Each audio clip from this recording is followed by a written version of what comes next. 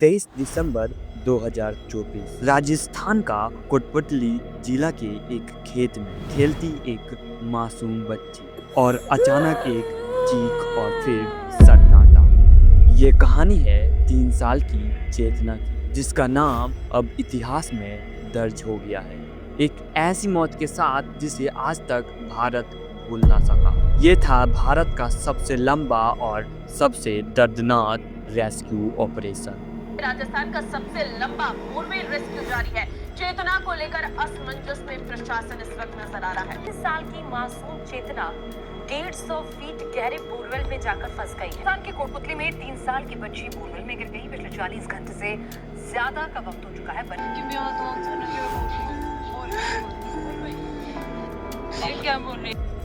चेतना अपने पापा के साथ दोपहर के टाइम खेत गई थी। खेत के पास एक 700 फीट गहरा बोरवेल खुना गया था। चेतना को इसके बारे में नहीं पता था। चेतना के पापा खेत में काम करने लगते हैं और चेतना वहीं पर खेलने लगती है। बट खेलते खेलते चेतना बोरवेल में गिर जाती है। चेतना के पापा को इसके बारे में नहीं पता होता है। 10 मिनट के बाद उनका खेतों का काम हो गया था और घर जाने के लिए चेतना को बुलाते हैं। चेतना कोई आवाज नहीं देती है। उनके पापा को लगता है कि वो घर चली गई होगी, इसलिए वो भी घर जाने लगते हैं। जब वो खेत से बाहर निकलते हैं तो उनका नजर बोरवेल में जाता है। वो देखते हैं कि वहाँ की मिट्टी बिखरी हुई है। चेतना के पापा ऐसे ही बोरवेल में झांकते हैं तो उन्हें थोड़ी सी बच्चे की रोने की आवाज सुनाई देती है। वो चेतना बोरवेल के अंदर से रोते हुए चिल्लाती है। यह देखकर चेतना के पापा के पैर से जमीन खिसक जाती है। उन्हें समझ में नहीं आता है कि क्या हो गया, इसलिए वो भागकर घर जाते हैं और सब लोगों को बोरवेल के पास लेकर आते हैं। ये खौफनाक मंजर देखकर सभी को शौक आ जाता है। किसी को समझ में नहीं आ रहा था कि क्या हो गया। गांव के कुछ लोगों ने जल्द ही एनडीआरएफ को इन्फॉर्म किया और फिर दोपहर के तकरीब 2:30 में एसडीआरएफ और एनडीआरएफ टीम मौके पर पहुंचती है। सबसे पहले उन्होंने लोगों को बोरवेल से दूर किया और चेतना की फैमिली को शांत किया। इसी में उन्हें 1 घंटा लग गया। दोपहर के 3 बजे एक मेडिकल टीम आती है और फिर एक पाइप के जरिए बच्ची तक ऑक्सीजन पहुंचाया जाता ताकि बोरवेल के अंदर चेतना का दम ना घुटे।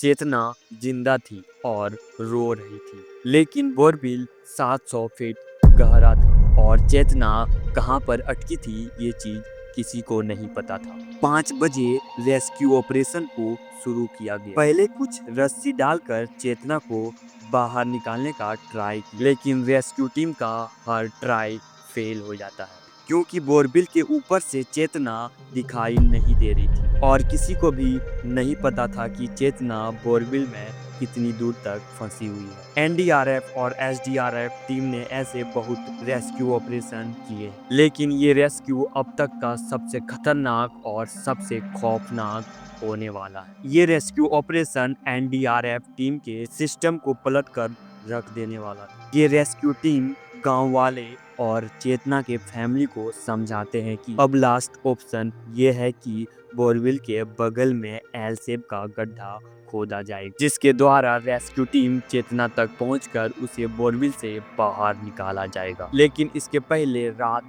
8 बजे एक और रेस्क्यू टीम आता। उन्होंने छाता और रिंग रड से चेतना को निकालने का कोशिश किया, पर उससे भी बात नहीं बनी। फिर 24 दिसंबर की सुबह टीम एक्टिव हो जाती। एमडीआरएफ टीम ने पहले एक कैमरा को चेतना तक डाला, जहां देखा गया कि चेतना की सांस रुक रही। रेस्क्यू टीम ने चेतना के फैमिली से परमिशन लेकर एक हुक को चेतना तक पहुंचाया गया। कैमरा में देखते हुए हुक को चेतना के कपड़ों में लगाया गया। हुक लग जाने के बाद चेतना को ऊपर खींचा गया, फिर धीरे धीरे ऊपर आने लगी। लेकिन 30 फीट ऊपर आने के बाद चेतना उस बोरवेल में फंस गई। रेस्क्यू टीम ने बहुत कोशिश की, लेकिन चेतना पतले से बोरवेल से बाहर नहीं निकल। अब गांव वालों के साथ साथ रेस्क्यू टीम ने भी सोचने लगा कि क्या चेतना अब बाहर निकल पाएगी।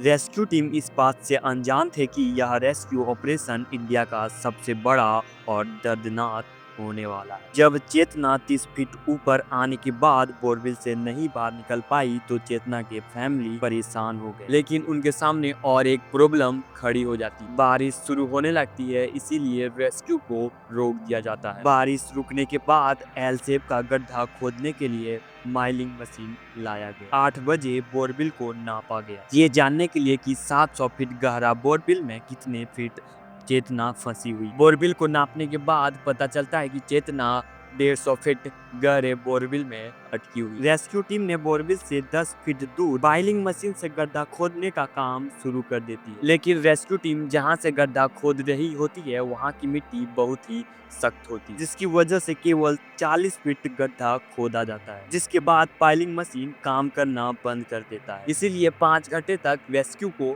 रोक दिया जाता है। इस दौरान कैमरे से देखा गया कि बोरवेल के अंदर चेतना कोई भी मूवमेंट नहीं कर रही। इस टाइम तक चेतना कुछ भी खाई पी नहीं थी। उनके पास केवल एक पाइप के द्वारा ऑक्सीजन पहुंचा जा रहा था। शाम के 6 बजे 200 फीट कैपेसिटी वाले माइलिंग मशीन को लाया जाता है। 26 दिसंबर की सुबह गड्ढा खोदना शुरू हो जाता है, लेकिन 10 बजे के आसपास और एक प्रॉब्लम खड़ी हो जाती है। प्रॉब्लम ये था कि बाइलिंग मशीन से 80 से 90 फीट गड्ढा खोदने के बाद गड्ढे के अंदर एक बहुत बड़ा पत्थर था, जहां बाइलिंग मशीन काम नहीं कर पा रही। सीए रेस्क्यू टीम को इसी पत्थर को तोड़ने के लिए 6 घंटे लग गए। शाम के 6 बजे इस गड्ढे को नापा गया कि इसमें और कितना गड्ढा खोदना बाकी है। फिर बाइलिंग मशीन को हटाकर जेसीबी का यूज किया गया। अगले दिन 27 दिसंबर की सुबह 170 फीट गड्ढा खोद दिया। फिर 170 फीट गड्ढे में लोहे का पाइप डाला गया। इस दौरान कैमरे में देखा गया कि चेतना कोई भी मोमेंटम नहीं कर रही थी। फिर 1 बजे मौसम दोबारा खराब हो जाती है और पानी पड़ना शुरू हो जाता है, इसीलिए रेस्क्यू को रोक दिया जाता है। इस टाइम चेतना को बचाने के लिए बोरवेल के पास 400 से ज्यादा रेस्क्यू मेंबर थे। शाम के 5 बजे बारिश की वजह से कोई प्रॉब्लम ना आए, इसलिए पाइप को होल्डिंग का काम शुरू किया गया और ये काम देर रात तक चलता रहा। इस दौरान चेतना की मम्मी ने मीडिया को बताया कि रेस्क्यू टीम अच्छा से काम नहीं कर रही। 28 दिसंबर को 170 फीट नीचे गड्ढा खोदना शुरू कर दिया और गड्ढे के बीच में आ रहे पत्थरों को कंप्रेशन मशीन से काटा जा रहा था। इसीलिए 29 दिसंबर को भी एल शेप का गड्ढा खोदने का काम चलता रहा। 30 दिसंबर को रेस्क्यू टीम ने दावा दिया कि बच्ची को बोरवेल से बाहर निकाल ले, लेकिन अंदर के पत्थरों की वजह से रेस्क्यू में काफी टाइम लग गया और 170 फीट नीचे उतर कर रेस्क्यू टीम को सांस लेने में काफी प्रॉब्लम हो रही थी, जिसकी वजह से बीच बीच में थोड़ी देर के लिए रेस्क्यू को रोक दिया जा रहा था। 31 दिसंबर को रेस्क्यू टीम ने एल शेप का गड्ढा खोद लिया था, लेकिन पता चलता है कि रेस्क्यू टीम ने जो गड्ढा खोदा था वो गलत डायरेक्शन में खोद दिया था। यह देखकर काफी लोगों की उम्मीद टूट गई, लेकिन रेस्क्यू टीम ने जीपीएस की मदद से बोरवेल की लोकेशन को ट्रैक किया और फिर 31 दिसंबर की पूरी रात तक रेस्क्यू चलने के बाद 1 जनवरी 2025 की सुबह 11 बजे रेस्क्यू टीम चेतना के करीब पहुंचते हैं। इसके बाद शाम के 5 बजे एनडीआरएफ टीम के मेंबर महादेव सिन्हा एक कपड़े से ढककर चेतना को बोरवेल से ऊपर ला रहे, लेकिन इस दौरान चेतना कोई भी मोमेंटम नहीं कर रही थी। बोरवेल से निकलने के बाद चेतना को हॉस्पिटल लेगा गया, लेकिन डॉक्टर ने बताया कि चेतना मर चुकी है। यह सुनकर चेतना के पेरेंट्स पूरी तरह से टूट गए और उन्होंने इसका पूरा ब्लेम रेस्क्यू टीम पर डाल दिया। उनका कहना था कि रेस्क्यू टीम ढंग से काम नहीं कर रही, जिसकी वजह से उनकी बेटी मर गई।